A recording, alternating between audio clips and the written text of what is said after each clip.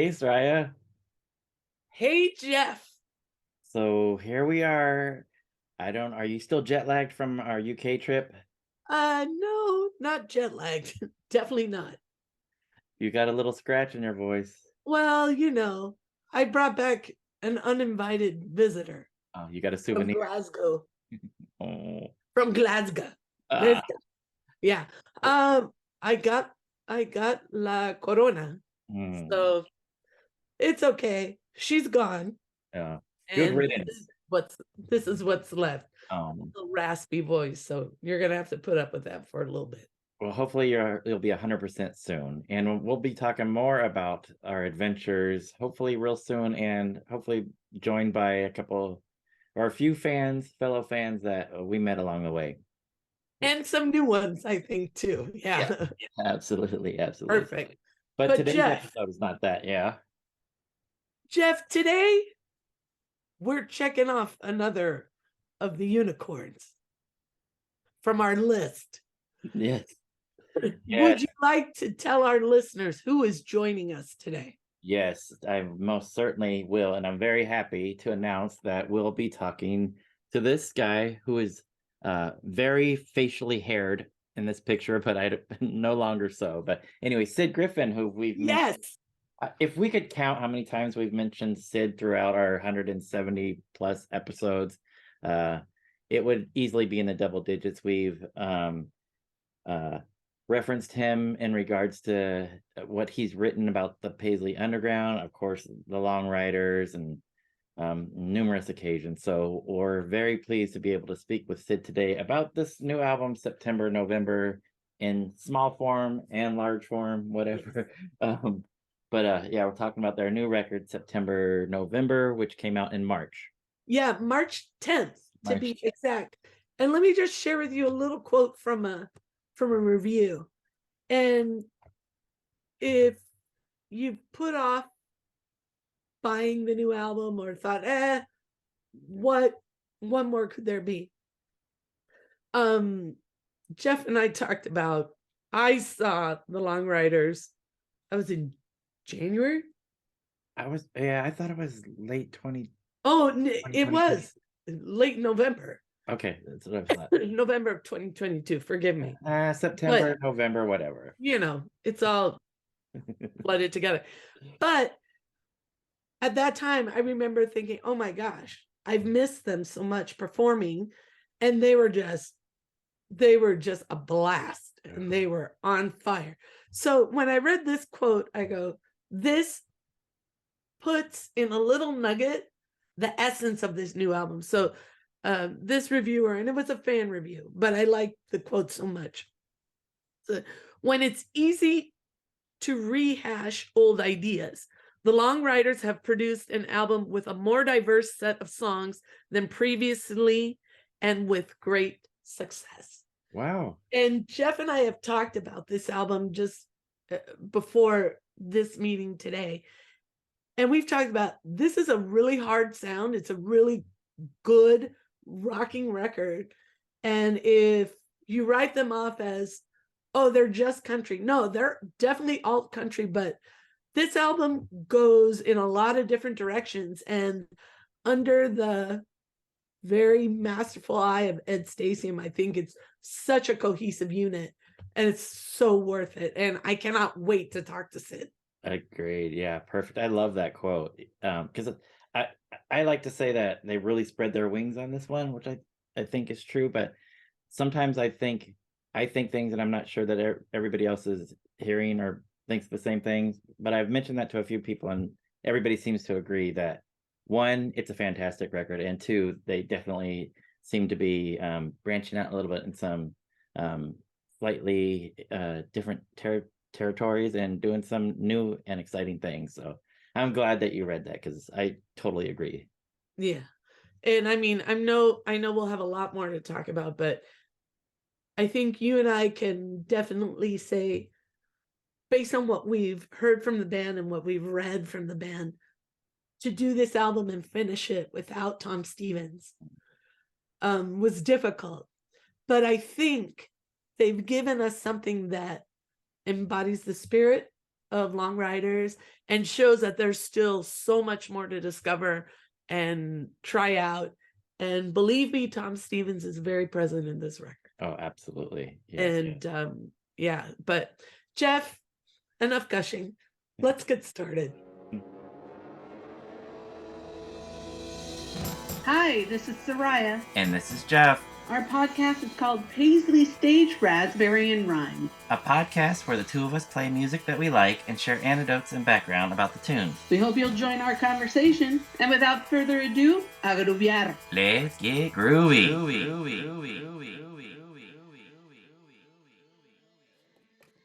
All right, Jeff. Get us started. I say, let our listeners know who has graced us today with their presence. So we are speaking today with the wonderful, great Sid Griffin that we've been wanting to talk to since we started this podcast, Soraya. So 100%. And we have a great reason to. What? Oh, Nice. We got a little did amp you see there. that Fender amp right there? So it looks like we're in the jam room, the music room, the exercise room.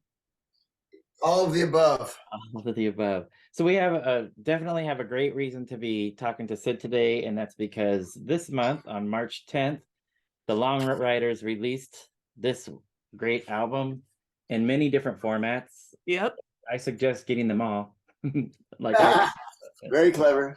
Yes. And everybody that we've talked to, Soraya, which is probably at least a dozen people, think that this is one of the band's best releases. Yes. And as you were discussing in our introduction when Sid wasn't here, we definitely feel like the band is branching out and doing some new things with this album while still remaining absolutely the Long Ryders. So Sid, thank you very much for joining us today. You're welcome. We thank you for this record. And we got a few questions, don't we, Soraya? Absolutely. And I think we want to start out with, we know a few singles have come out, but talk to us a little bit about the title, September, November, and then the single, September, November sometime. Where does that come from? Greg titled the album. I didn't title the album. Our drummer, Greg Souders, titled here's a CD. He titled it, and it's in reference to the fact that we're in the autumn of our years, autumn of our career. Haven't quite reached the winter yet, but that's what it's about. It's like, the Sinatra album, The September of My Years, was cut when Frank Sinatra was, I think, 52 or something. And so Greg thought September, November was a good title for the album. And I didn't even know why he titled it that till he said so in an interview, another Zoom call that we were doing with someone. And so I think it's very appropriate because, we are in the autumn, perhaps late autumn of our career. So it makes a wonderful, wonderful title for the album. I think it sums things up very well. So was the title track, well, kind of the title track, September, November sometime. Was that already written? Yeah. Okay. Yeah, the album was recorded and we were looking for a title, and Greg said, I think Steven titled the last album Psychedelic Country Soul because he said that's what it was. So I want to title this one. And I said, okay, well, if you're so smart, what's the name of it? By God, that's the name of it. Excellent. We were talking about in the introduction how this record is so good. We definitely feel that the band is definitely not at the end of your career. We definitely feel like this music that you produced is something that's very relevant and also very good. It doesn't sound like a band that's in their winter years by any means, but you're not young whippersnappers anymore. That's for sure. No, that's for sure. We're not the new kids on the block, but there were 3 songs that were finished for this album. We were thinking about doing a 2 LP set, a double album, but the record label Cherry Red said they just weren't interested in a double album, so we stopped. But there's 2 of my songs I'm very proud of, and there's a song of Stevens, and then there's the Down to the Well, which has never been on an album, and there's Tom Stevens' song A Bear in the Woods, which has never been on an album. So that's 5 songs right there. So when it comes down to it, we recorded 6 more songs. Wow. You have a Long Ryders album. So who knows, maybe we'll do an EP kind of thing and then put them all together. I would like that because the 2 songs of mine that are in the can I'm very proud of. They're really good. We had a very fruitful time with Ed Stasium last July. So, there's, like I said, there's 3 songs that didn't make the album. They're real good. Wow, it could have been a double, could have been your London Yeah, call. I wanted to keep going, make it. In fact, there was an instrumental of mine besides the song for Ukraine that we didn't get to that I wanted to record. And Ed was, we were working Ed Stasium's Derriere off. So I said, okay, well, we'll drop the second instrumental. And then I was speaking to Cherry Red and they said, look, we just don't want there's no market right now for a Long Ryders 2 LP set. So, okay, that was the end of that idea. Oh, understood. Yeah, that makes sense. And Sid, I was doing a little bit of research, and Go on. Ed Stasium you've worked with him on a couple of albums, including the 2019 Psychedelic Country Soul, which I've got here with a little glare on it, so you look kind of like a ghost in this version. But so Ed Stasium's probably 20 minutes south of where I am, in North San Diego, specifically Poway. Poway. Yes, yeah. So obviously you guys like working with Ed, and the results are clearly evident, like how great he is with you guys. Well, he's definitely the I should say fifth Long Rider, but now that Tom's gone, he's the fourth Long Rider. But yeah, he's definitely pretty much a member of the band. I wish we'd have met Ed earlier on than when we did meet him for Two Fisted Tales. I wish we'd have met him even earlier. He's a great guy. We work really well with him, and on a personal level, we're very close with him. Very close. Great. And you like his setup in Poway? It's a comfortable place. We've recorded with Ed. We recorded Two Fisted Tales at A&M in a very formal, back when the record industry was really the record industry and there was a lot of money being sloshed around. And then we recorded Psychedelic Country Soul at Dr. Dre's place called Record One, or Record One, I guess they'd call it, in Los Angeles in the San Fernando Valley. And now we've recorded at Ed's house. But of course, his house is pretty spacious. And he's got so much recording equipment and knowledge of the industry. I mean, not knowledge of the industry, but that too, but certainly the knowledge of how to make a record that, I mean, you can't go wrong. I mean, I had a band, a bluegrass thing called the Cole Porters, and we recorded an album with Ed. So I've recorded with Ed a lot longer than Greg or Steven have. I've had another like 3 weeks with the guy. And he mixed the Cole Porters album before the album he produced. He mixed that one. So I have a long history with Ed. Ed says the only guy that's worked with him more than me are the Hoodoo Gurus. I think he's done 6 albums with the Hoodoo Gurus. Oh, wow. Nice. But he's an amazing guy. I mean, and he's a good musician himself. So on so many levels, he's the right guy for us. Nice. Very nice. And if I'm not mistaken, I think he took you to Petco Park to see the Padres. No, he wouldn't go. He's not a sports guy. Oh, okay. He stayed at home. He's not a sports guy at all. All right. Well, that's my team, Sid. So we had a great day. Excellent. There's that picture on the inside of the album. It was just a great day at the ballpark. Lovely ballpark. It's amazing. Sorry, Soraya. I know you're a Dodger fan, but that's okay. You know, Sid and I can talk other sports too, because he's a Kentucky fan and I'm a UCLA fan. And well, but anyways, I had another question, Sid, for you. So, and please correct me if I'm wrong. The album started with Tom, and unfortunately, Tom Stevens passed. And we were curious, what made the three of you decide the time was right to come back and finish? Well, we hadn't started with Tom. Okay, thank you for correcting me. We did Psychedelic Country Soul, full stop. And there was the vague idea that we want to do another album and we'll get it together at some time. And Tom unexpectedly died. And it took a year to the day from Tom's death to the day it was released for us to do one song. I do not recommend recording down the phone line. We did record the song that Stephen and Greg largely wrote, Tom, down the phone line. COVID was on, as you both well know, and there was no way to get together. But that might work for Nile Rodgers and a lot of people that are, studio boffins, even Prince or something, or many kind of modern acts. But I mean, for guys like us, or a jazz band or a country and western band, any kind of band that's a relatively small ensemble, or maybe even a larger ensemble, I think you should be in the same room. I mean, the great John Coltrane records. I was listening to My Favorite Things by John Coltrane, which is one of my favorite records. And McCoy Tyner, as I've often brought up, makes a mistake on the piano.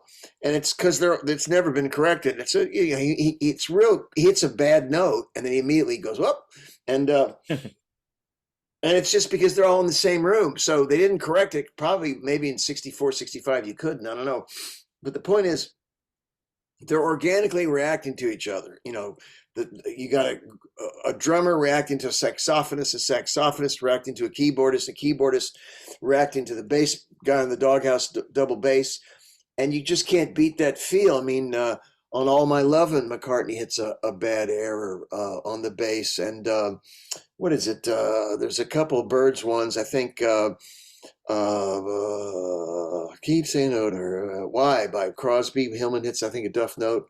And it's just, but you can't, to correct that note, it's not really worth it relative to the glory of the rest of the track, the way the track interacts and hangs together as a solid unit. You can't beat that.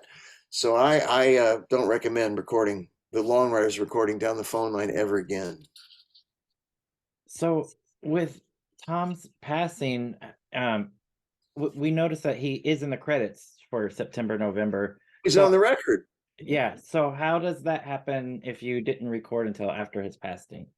Because Tom, behind me there's some CDs, and Tom put out like something like 4 solo albums on cassette or vinyl, and then on vinyl or CD, and then like I think it was an EP and a kind of a hodgepodge collection on cassette. So he's more or less got, if you added and then the individual songs that he gave to this label or whatever for those assorted various artist tracks, Tom more or less has about not quite 6 full albums out. So when he died, I thought, he got Tom on the record, but why not have Tom on the record? And I got the brilliant idea. I listened to all his stuff because I've got all his records, and I saved the 2 cassettes. And I listened to the 4 albums, and I pulled I think it was 6 songs that were the most Long Ryder friendly, most Long Ryder-ish. Okay. And I gave them to Stephen, Greg, and Ed Stasium, and said, which one of these can we record for the album? And have a Tom tribute. And Ed Stasium, I think it was, came back and said, not only can we record one of these, they all picked the same song, by the way. Not only can we record one of these, I think we can save Tom. If you give me the files, I can save Tom's bass and vocals.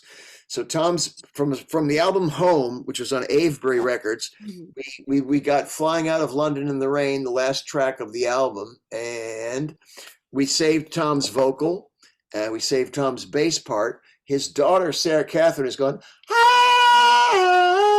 That's her high part. So we took the rest of the files and got rid of it. So whoever played drums on the files, you replaced.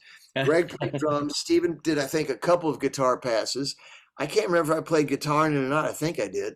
And I played mandolin on it. And I did something else. Doesn't matter. So it was lovely. The album ended with Tom on it. I think we make another record. He'll be on it if we include Bear in the Woods, which I hope we make another record, and I hope we include that song. But this was different. This is us recording with him again. It is a bit Free as a Bird by the Beatles, recording behind John Lennon, but a little more legitimate than that, because Free as a Bird was a demo that was a cassette the Fab Four got from Yoko. I mean, this is an out-and-out, properly recorded record.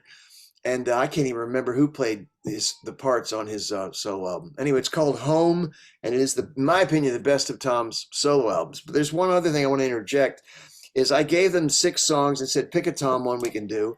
And they all picked Flying Out of London in the Rain. Ed picked it, Greg picked it, Stephen picked it. And the point of that story is, it's Tom's song about leaving the Long Ryders in 1987, which precipitated our falling apart. We struggled on without him for I don't know what, not even 6 months, and then just called it a day. So it's an interesting song in that the song they picked, which I'm sure they didn't know, was literally about him getting on the plane after a June tour of Europe and realizing, I don't want to be in this band anymore. I want to spend time with my young family, which is fair enough. So they really picked the right song. It's a very poignant song for us because it's a Long Rider that's no longer with us singing about no longer being in the Long Riders. It's pretty damn ironic, pretty damn beautiful, and very poignant. Absolutely. So, Sid, I'm a sucker for sequencing in albums. I'm definitely an album guy versus a single guy. How did the sequencing come for this? Was it band decision, ed decision, label decision? Well, we all toss it around, and I think Greg said, I want September, November to be first, which surprised me. And I'm pleased so many people like the September, November, Sometimes song, because I didn't think it was as good as the two songs of mine that are still in the can that I mentioned at the top of this interview. So once we got there, I think we all agreed Seasons Change was next. And Flying Down, it's probably my favorite song on the album. It's Ed Stasium's. He said it's his favorite song on the album. We all love that song a lot, and it sort of just, came together from there. I know Greg is keen on the new Don Was thinking of. You have to put the first four songs as strong as possible, as user friendly as possible, because a lot of people, statistics show, apparently don't get to the rest of the record. But I listen to most albums as a solid annuity. I go from A to Z, as they say in Britain. And so I listen to the whole thing. I don't have a complaint. I would cry if I heard that people were pulling it out after the fifth song, Hand of Fate, not listening to the rest of the album. That would break my heart. I mean, I don't think there's a clunker on it. There's certainly, a couple of songs I might like slightly less than the others, but that's the story of every album. But certainly I don't think there's a bad song on this record. And as of today, I found out it's out of stock at the label. They've sold everything. They've got to repress both vinyl and repress the CD. Wow, congratulations. Excellent. Yeah, that's a.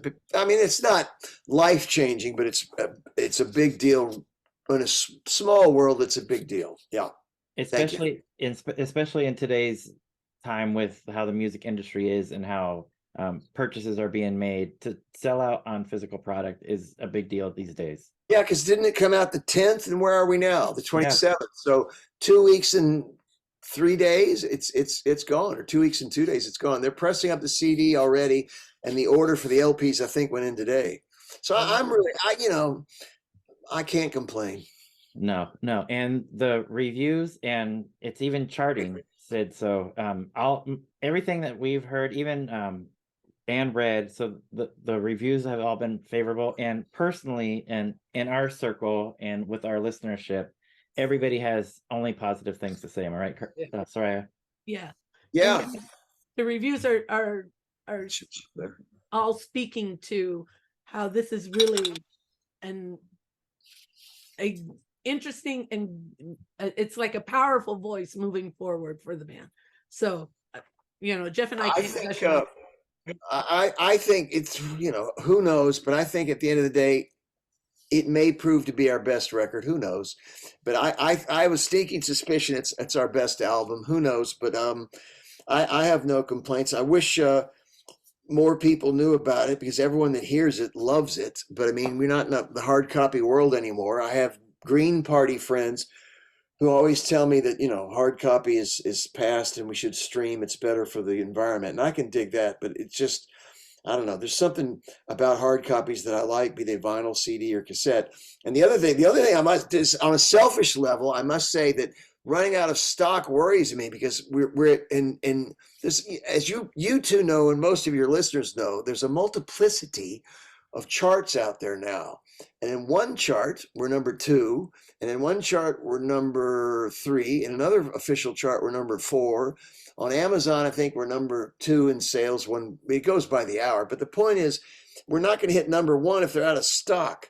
So I'm very pleased that the record sold as well as it has. However, if there's no stock at the label, I'm thinking, oh no, we're going to get to 2, 3, and 4, and then go backwards. Well, hopefully we'll be able to. We want to have that chant. We're number 1. We're number 1. Oops, where's the camera? There's the camera. Easy. And we wanted to know about the decision to bring in Murray Hammond to help out on a couple of tracks? Greg was taken to dinner by Tom DeSavia. Tom DeSavia is the guy that, with John Doe, does those wonderful books on LA rock history. And I got a chapter in the last one, a little plug for myself. And they went to Musso and Frank's, and DeSavia said, I'm going to introduce you to your new bass player. This is Murray Hammond. And Murray is the bass player that, for want of a better phrase, is taking Tom's place.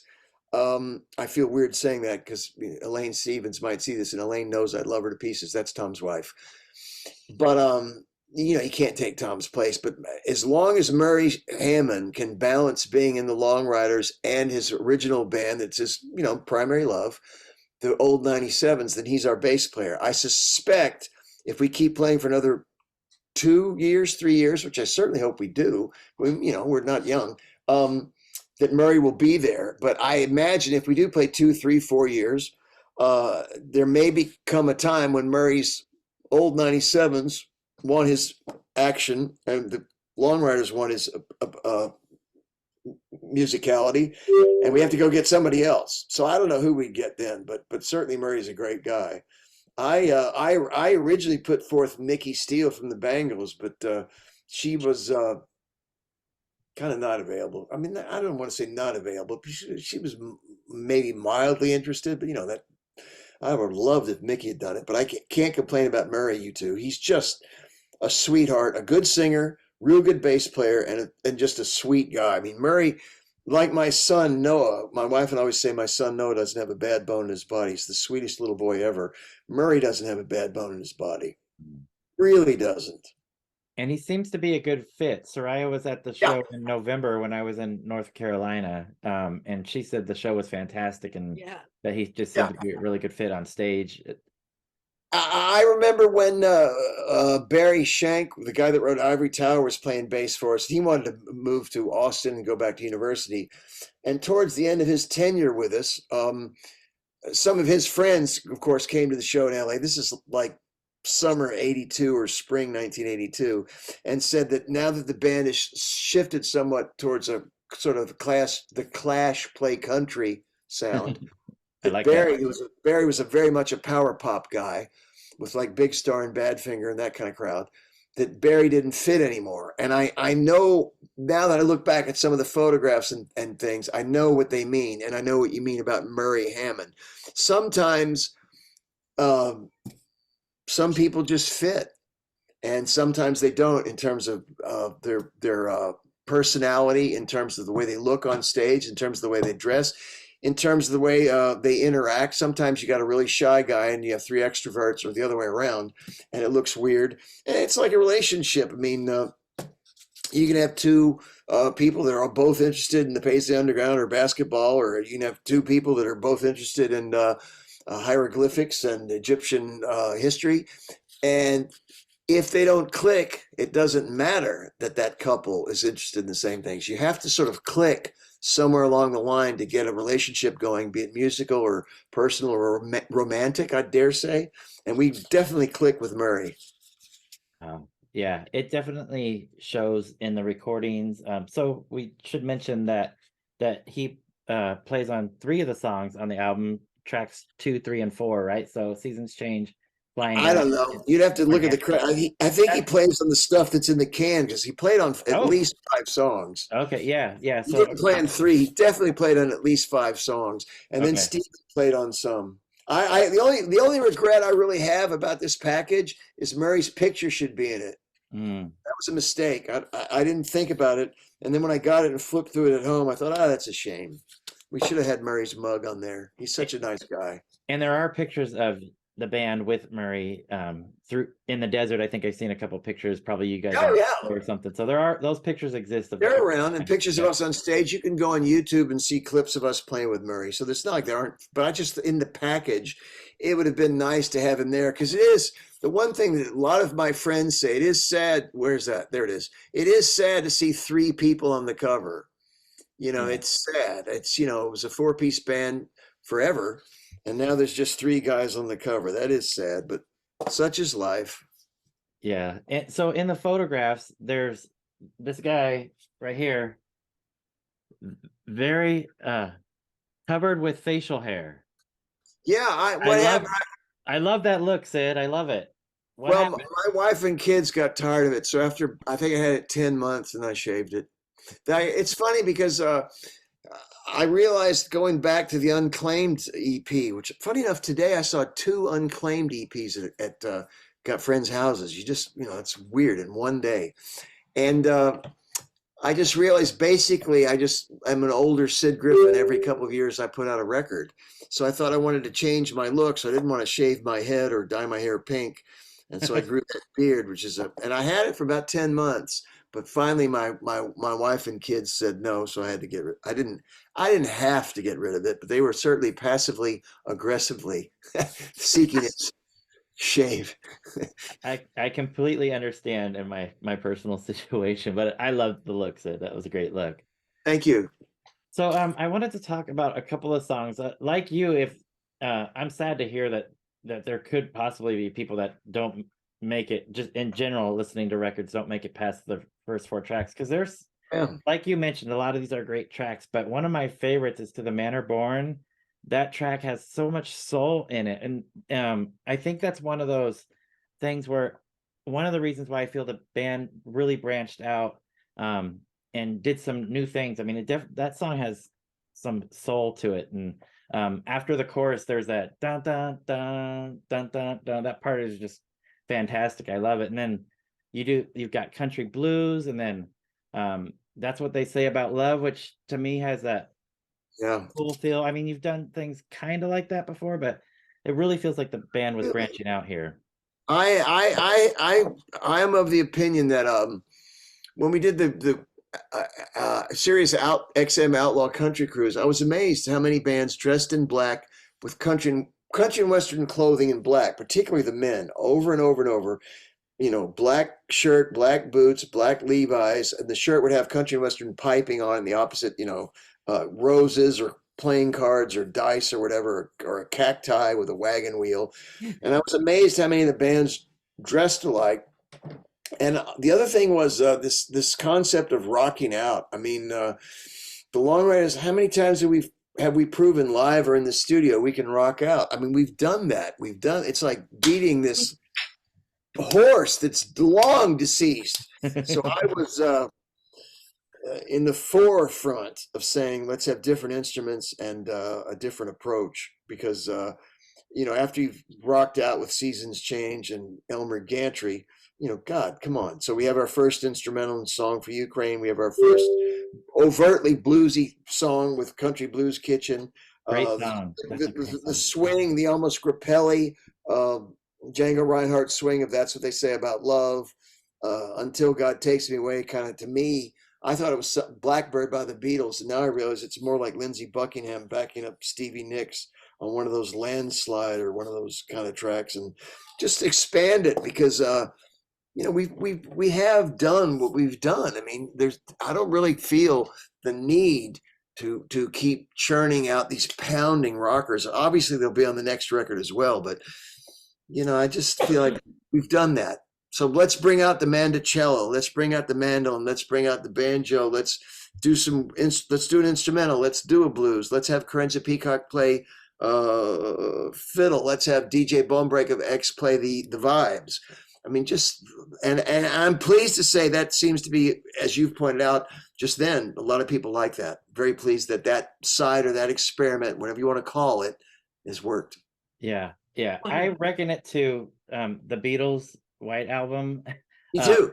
The band doesn't sound like the Beatles, but it's got that kind of vibe where there's a lot going on, but it's still cohesive at the same time, which is something very difficult to pull off, to have a variety of things, but still fit into the same project. And you guys did it master. I call it a White Album approach too. I know that on some Steven's in the 4, and the one song Tom's in the 4, and some I'm slightly in the 4, but it just, I think it was the right move at the right time.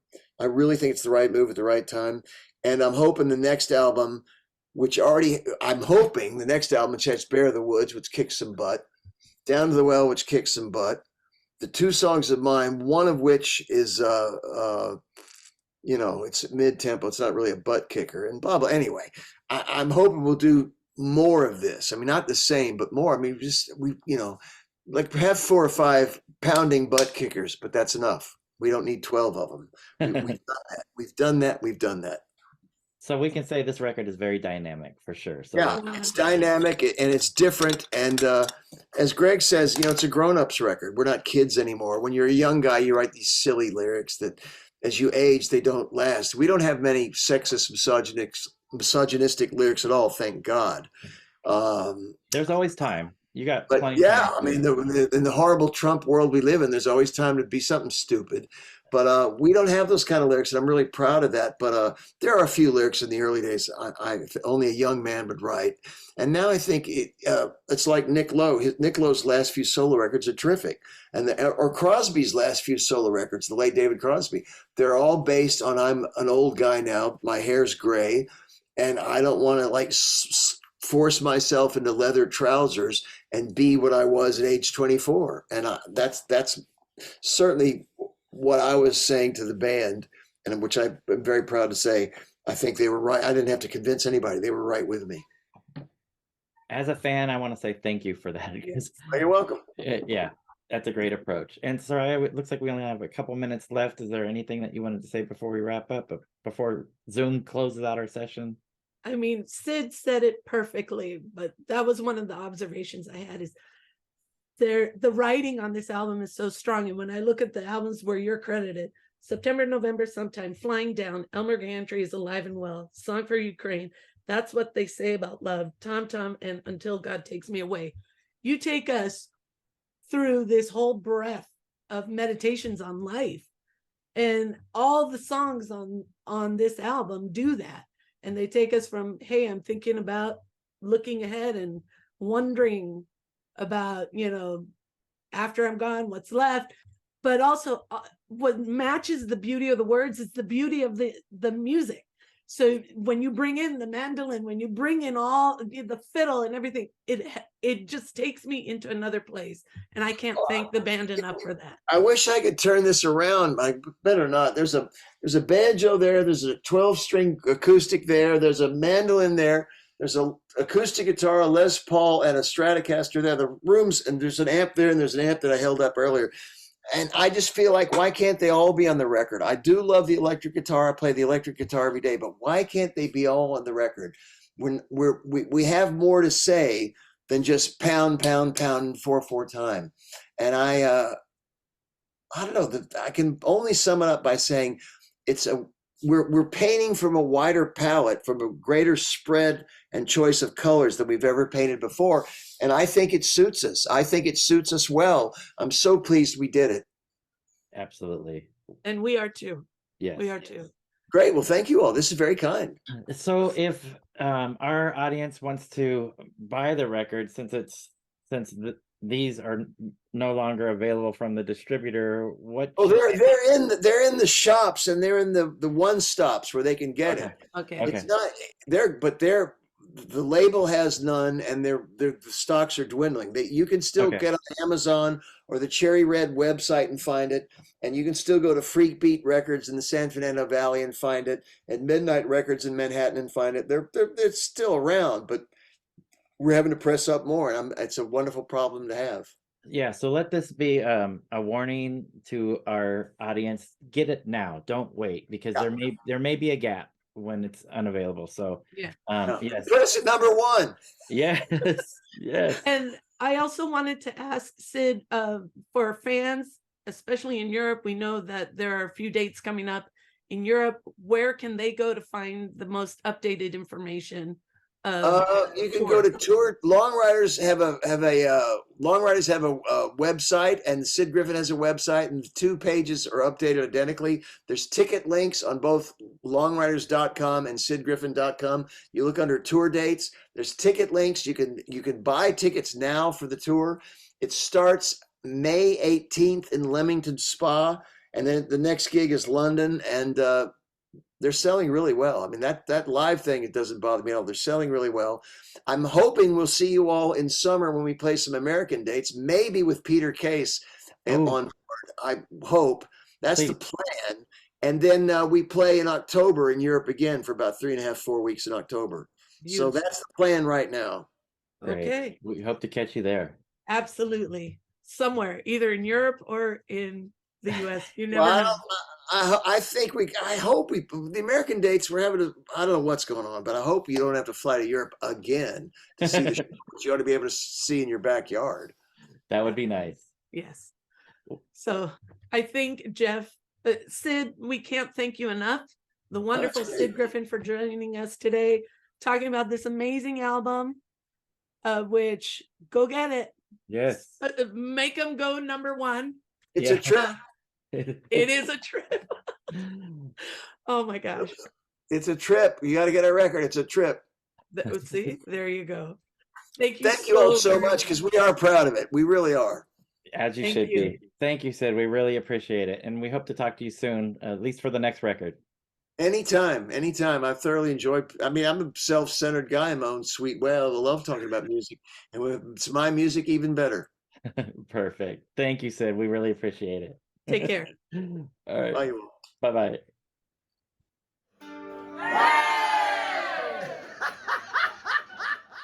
Wow, Soraya. Sid Griffin. Woo! Do you think he's Look. pleased with this record? I think Sid may be a little pleased with this record, We are too. but let's be honest. I love hearing Sid Griffin talk about his craft. We talk to a lot of musicians who love what they do. Sid Griffin is one more of those guys. And I just like to hear him talk about it.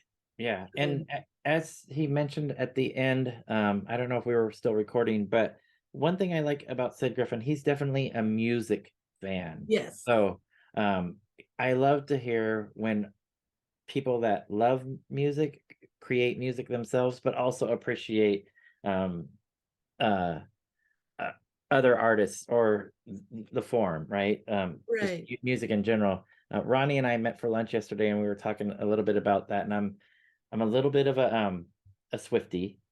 Which started with Taylor Swift folklore. But one thing that I always liked about her, she's a huge music fan, and Sid Griffin is the same way. Just like you saw the backdrop that he had in his exercise jam room, all those CDs, and he's just a fan of music, and it's great to hear when people like that make music. So I really enjoyed.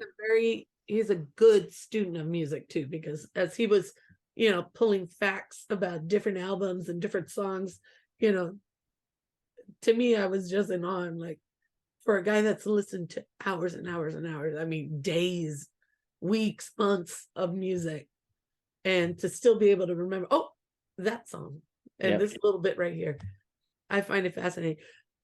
Jeff, I want to go back to your question about the sequencing for a second, Okay. because I think this album has a very curious order, and curious in the sense that it really makes sense, because like Sid said, September, November sometimes comes out and it's hard. It's a hard rocking tune.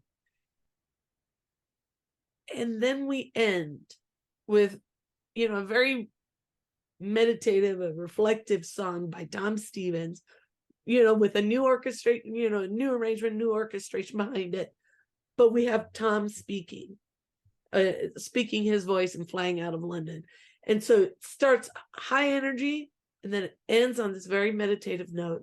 And I thought it was so interesting that it's Tom's voice that closes this album. Yeah. And even more interesting is what Sid told us. And he said, hey, there are 2 songs that didn't make it here that are Tom's.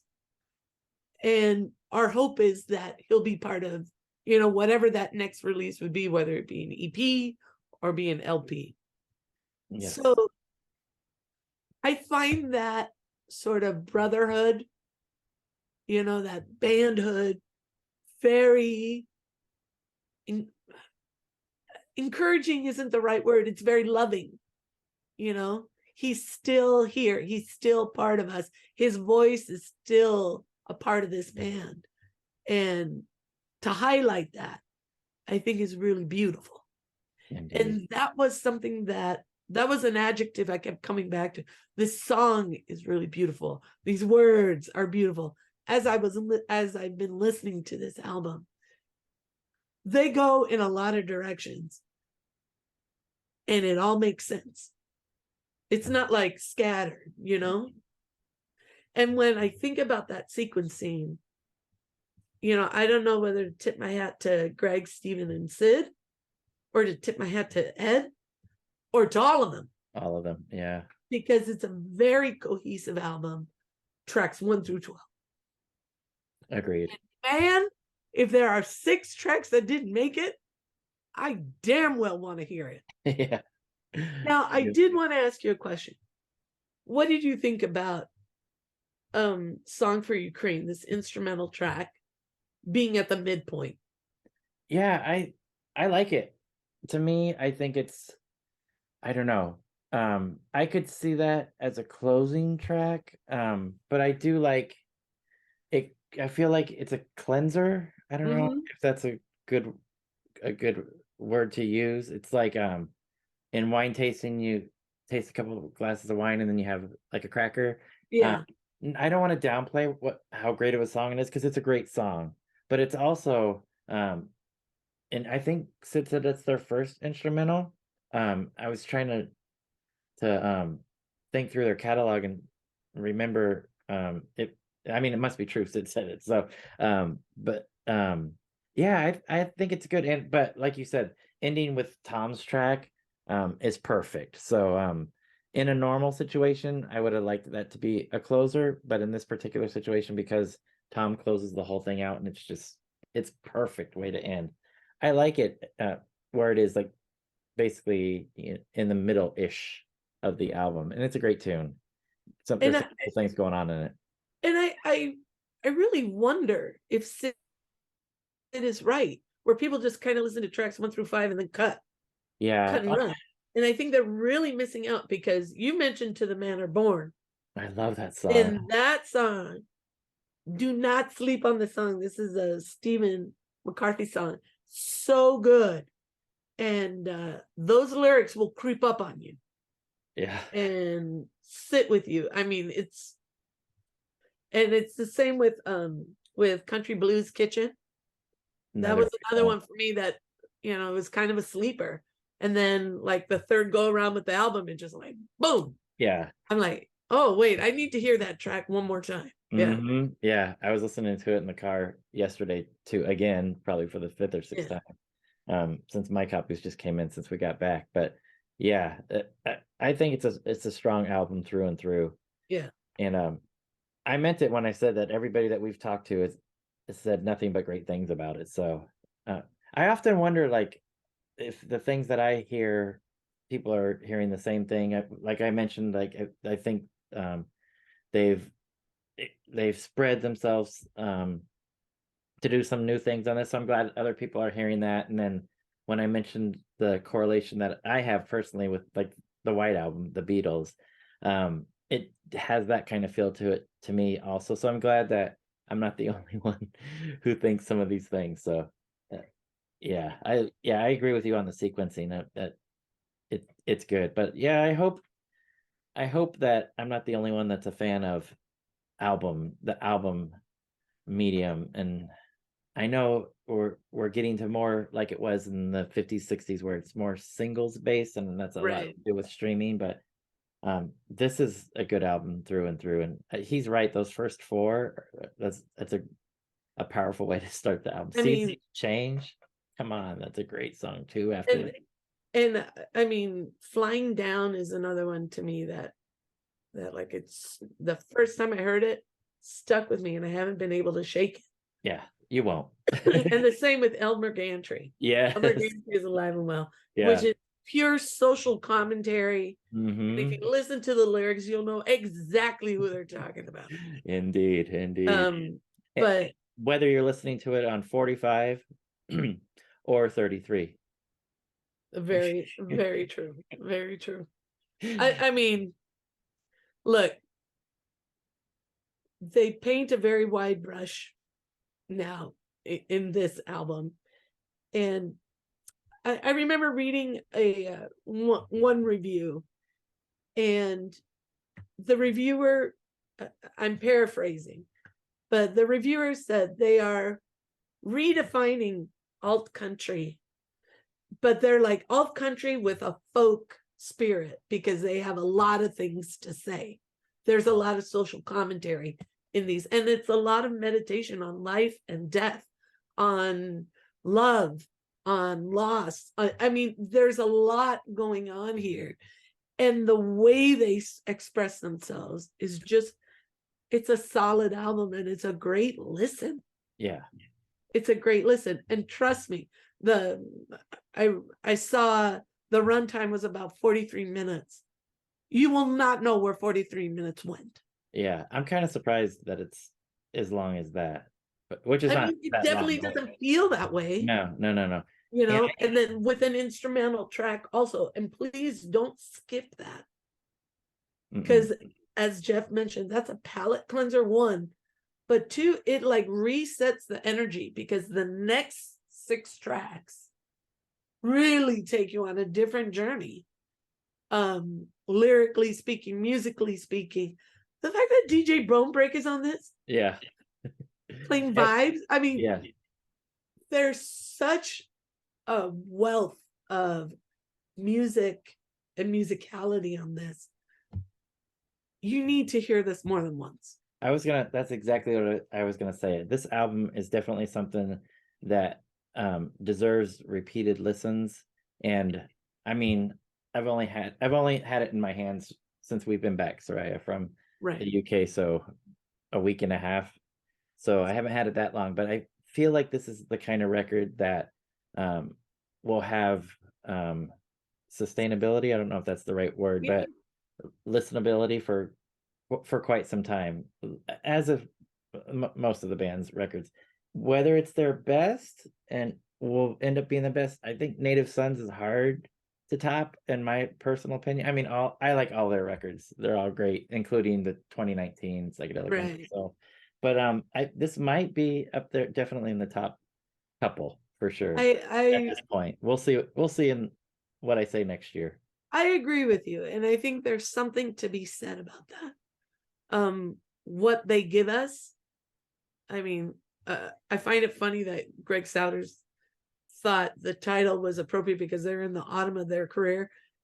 No, I'd say if anything, they're Summer. still in the summer. Yeah. You know, because there's a lot to go. Yeah. And for our listeners in Europe, please go and see them, because they're not only going to be in the UK, but I think there are some Spain dates. I'm trying to remember, but there's quite a few European dates. Go see them. And for those of us here in the US, I can only cross my fingers. I love the idea of a summer tour. And he mentioned Peter Case, who I absolutely adore. So Same. I'm like, that's a fun bill, no matter how you slice it. Yes, I hope that happens. And Jeff, you and I are not adverse to taking a road trip to go see a band, but it would be really nice to have them here in the US, in our own backyard, as Sid said, and be able to enjoy them. They're just so high energy, so much fun. Agreed. And thank you, Sid Griffin. Yes, thank you so much. Yeah. And Jeff, well, we've talked to 3 of 4, okay, because we were very fortunate to speak quite more than once with the great Tom Stevens. We've also chatted with Greg Souders. Jeff, there's only one long rider left on our unicorn list, and that is the great Stephen McCarthy. Yes. Hopefully soon. Yes. And we have hope, and we're in discussions, let's just say. And it sounds favorable. So okay, wait. Before we end this, can we just go back to what Sid told us? That before Murray, he thought of Mickey Steele. I was gonna say, sorry. And he said, and that she was mildly interested. Yes, that part surprised me. You know what? When I think about her style of playing, I can see it. It's not that I can't. Yeah. I could see it. But wow, that was a name I was not expecting No. at all. No. But I Yeah. love hearing it. But we know that Mickey Steele is living her life in the way that she wants and loves to live it.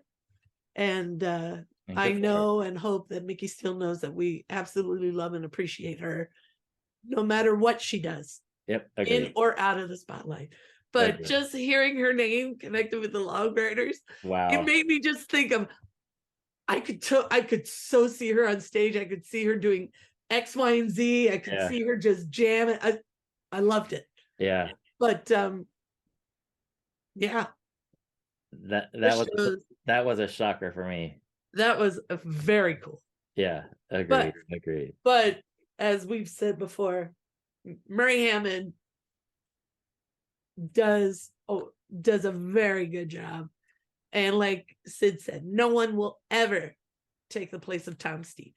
No. But the spirit of Tom Stevens and the spirit of his playing, I think Murray comes in and definitely gives us what we need. Yeah. Yeah. And as we talked to him, he was a big Tom fan. So Yes. and he said it wasn't easy to learn Tom's parts because Tom was a very good bass player. Yep.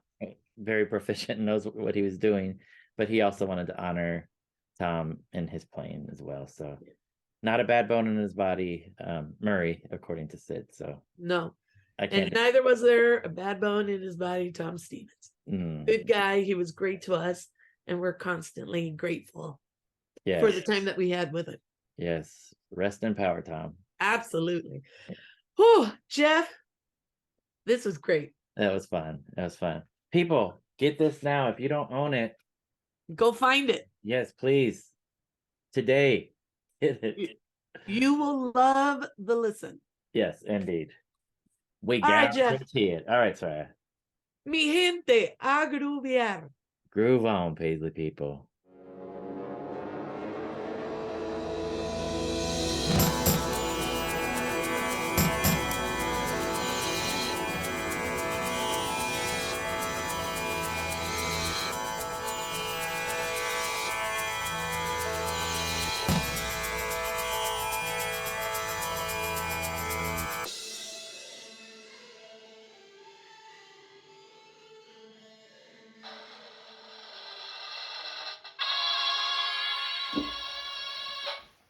September, November is the new album by the Long Ryders.